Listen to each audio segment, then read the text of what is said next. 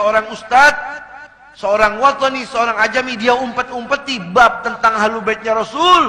Orang paling dibenci itu orang dari baginda Rasulullah SAW. Tapi ketika sampai pada babnya, pagi ini, ya mau nggak mau dah kita kupas. Kalau nggak babnya, nggak mau kita buka-buka bab seperti ini. Kenapa, Beb? Karena cinta itu hidayah. Ada orang goblok, nggak bisa ngaji. Dia cinta kepada keluarganya Rasul, nyawa dia korbanin. Ada yang begitu. Ada orang ilmunya tinggi, dia melihat Ahlul Baitnya Nabi laksana himar, kayak keledai aja. Ada yang begitu. Nah ini dari apa, Bib? Hidayah dari Allah.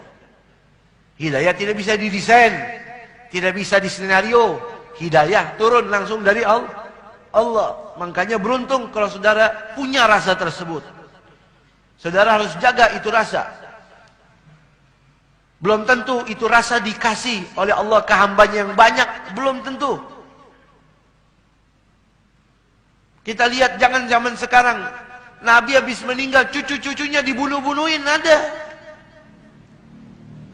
Kata Jabir bin Abdullah Al-Ansari, ketika cucunya Nabi Sayyidina Husain dipenggal kepalanya, lalu dibawa oleh Syammar bin Dzil Jausyar ke raja yang bernama Yazid bin Muawiyah, ditaruh, digelindingin tuh kepalanya Sayyidina Husain di dalam kerajaan tersebut. Lalu diangkat kepalanya, ditusuk dengan tombak. Maka Jabir bin Abdullah menangis, "Wahai Anda mau jual berapa itu kepala? Saya bayar. Jangan disakiti itu kepala, karena saya melihat langsung Nabi mencumi bibirnya."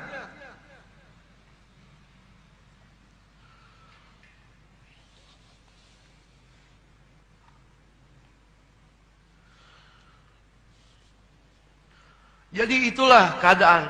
Ada orang cinta, ada orang benci kepada keluarga Rasul. Sayyidina Umar Ibn Khattab ketika menjadi khalifah, seorang presiden, beliau bagikan tuh dari ghanimah, ada kantor khusus namanya Diwan Al-Ata untuk pemberian.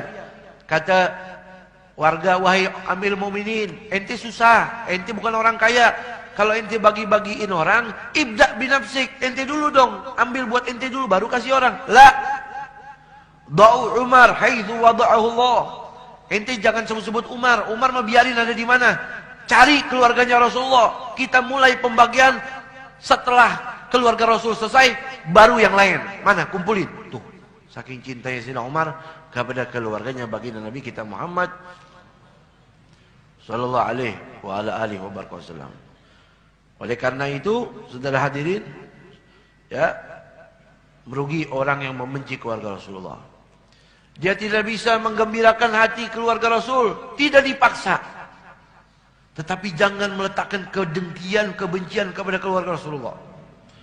Apa kata Nabi dalam suatu hadis? Disebutkan, "Istausu bi ahli baiti khaira." Saya wasiati kepada kalian berbuat baik kepada keluargaku. "Fa inni ukhasimukum ghadan." Kalau kalian musuhi mereka, siap-siap ente bermusuh sama ana nanti di hari kiamat. Ya Allah. "Wa man khasamtuhu aksumuhu, wa man aksumuhu dakhalanna." Jangan hati-hati kalian musuhan sama saya nanti di hari kiamat, tempat kalian di neraka. Lalu kata Nabi, "Azbatukum 'ala sirat asyaddukum hubban li ashabi wa ahli baiti." Orang yang kakinya nanti di Siratul Mustaqim tidak akan bergeming. Mantep dia bisa berjalan di Siratul Mustaqim. Yang paling mantep di hari itu, orang yang di dunia paling cinta kepada sahabatku dan keluargaku, kata Rasulullah. Ya, mudah-mudahan kita dapat berkah dari keluarganya Rasul, dari sahabat-sahabatnya baginda Rasul. Ada satu hadis, antum boleh catat. Kalau antum cari, belum tentu ketemu. Dalam kitab Masyra'ur Rawi. Kata Nabi dalam hadisnya, "Hubbi, cinta kepadaku. Wa hubbu ahla baiti, dan cinta kepada anak cucu keluargaku. nafi'un, akan berguna, akan mendatangkan manfaat. Kapan? Fi sab'ati mawatina, di 7 tempat. Bermanfaat di 7 keadaan.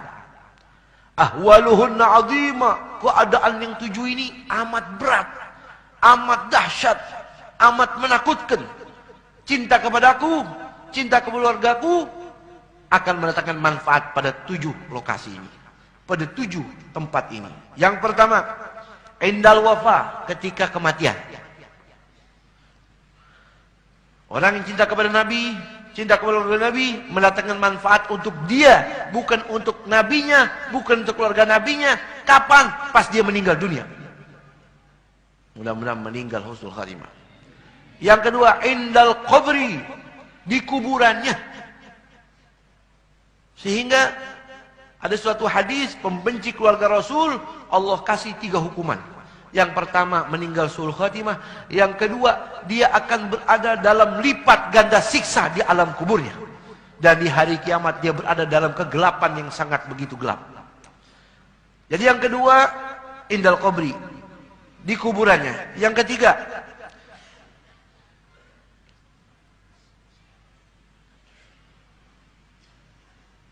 indan nashr,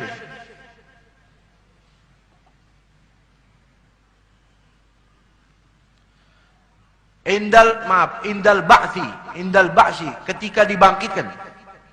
Yang pertama indal wafa, yang kedua indal qabri, yang ketiga indal ba'si, yang keempat indal kitabi, waktu diserahin kitabnya nih. Ini proses keadaan yang sangat berat. Kalau orang bisa terima tangan kanan, selamat itu orang. Nih lembaran amal ente diterima dengan tangan kiri, celaka itu orang.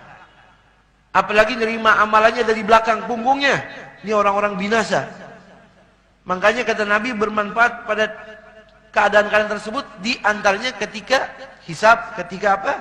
Kitab, indal kitab, waktu diserahkan kitab amalnya. Yang kelima, indal hisab, waktu hisab, amal-amalnya lagi dihisab. Yang keenam, indal mizan, waktu ditimbang. Ini negeri khusus nih, sidang semua isinya, tempat persidangan semuanya. Dari mulai dalam kubur, kebangkitan, hisab, kitab, tempat penimbangan amal. Ya Allah. Yang ke-7, indas sirat, yaitu di siratal mustaqim. Mudah-mudahan Allah buat kaki kita mantap, sehingga Allah selamatkan kita di dunia, selamat hari kiamat. Amin ya rabbal alamin. Wallahu a'lam bis-shawab. Rabbi zidni ilma wa zidni fadlan. Fatihah. Bismillahirrahmanirrahim. Alhamdulillah rabbil alamin. Yawm din ya